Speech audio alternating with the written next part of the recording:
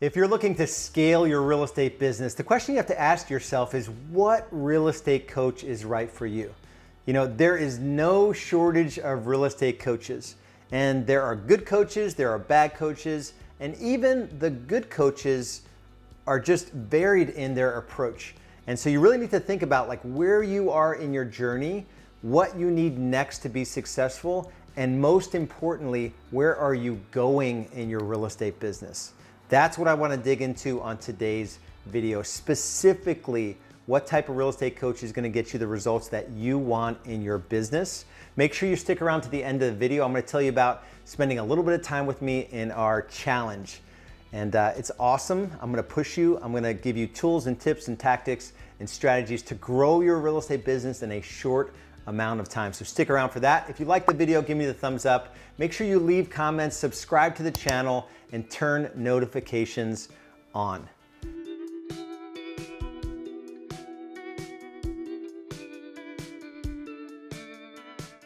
So when I think about this journey of business and scaling from just grinding transactions and this sort of hamster wheel, we call it the transaction treadmill, where there's not a thoughtful sort of end game. We're not beginning with the end in mind. I think about Kirby Skurat in Minneapolis, Minnesota. I met Kirby probably 5 or 6 years ago. He was one of the first dozen folks that came into Real Estate B School.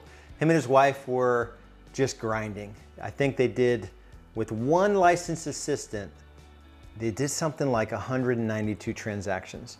They were working probably 6,000 hours a year between the two of them, not making more than $100 an hour. Everything I do is in terms of dollar per hour. So when I talk to somebody about their business, I'm always like, all right, so what kind of money are you making? How many hours you're working? Where's your stress level, right? To me, that's the equation, right? We're dancing in the like making money, trading time for that money, and a level of stress that's not only bearable, but that's low enough where we can show up in the areas of life that matter most. So when they were considering a real estate coach, it wasn't a coach to teach them how to sell more homes. Yes, in Real Estate B School, we have all the lead gen levers that you can swipe and deploy into your business where you can scale systematically and predictably. So it's not saying we don't have that. For the most part, we attract folks that are really busy, they're top agents or they're running teams, and the ingredient they're missing is making the shift from real estate agent to business owner, right? That's a different game. How can you go from selling, let's say 200 homes, husband-wife team with a licensed assistant, to selling 650 homes this year? How do you go from tripling your business, where now the total amount of time they have in their business is about 2,200 hours a year? So they're making more than, I'm trying to calculate it, about 7 times the amount of income working less than half the hours in that business. And Kirby's gone on to start 2 other businesses, so he still works a full work week. He just does not work in this business anymore. And so we were able to employ systems or build systems, get people to run those systems, and scale the business without scaling their hours and actually back down their hours. You know, Christina at one point, she sold 150 homes in a single year. When she was pregnant, they have 4 kids now. So specifically, what Kirby and I worked on are really just 3 things. Number 1, it was the sales systems. You know, they were both so committed to being the person in front of a buyer or seller that I had to shift this mindset and build a sales process that was better at doing the thing, converting a prospect into a client, than they were at doing it. And so that was number 1, sales systems, like the buyer consultation process, the seller consultation process, the buyer packets, the seller packets, the tools you use to get a listing at the right price, at the right commission, your listing marketing fee menu, right? The forms that you use to get transaction fees, all those little bits and pieces. That was number 1. Number 2 is tracking, right? Do you know the numbers in your business so that you know leading indicators, which are the things that indicate, are you going to be successful in the future? And then lagging indicators, which are homes under contracts, what lead sources are working, what your agents are doing in terms of productivity, right? So putting together a tracking system and becoming the CFO of your business so that you know the numbers in your business. Number 3 is this journey of delegating and elevating. You know, if you want to be a business owner, think of like E-Myth, franchise prototype McDonald's. Ray Kroc had the vision of having thousands, tens of thousands of McDonald's around the country. There was no way Ray Kroc can be in those physical locations. The McDonald's brothers didn't have that vision. They created a single prototype, right, that could only do so much.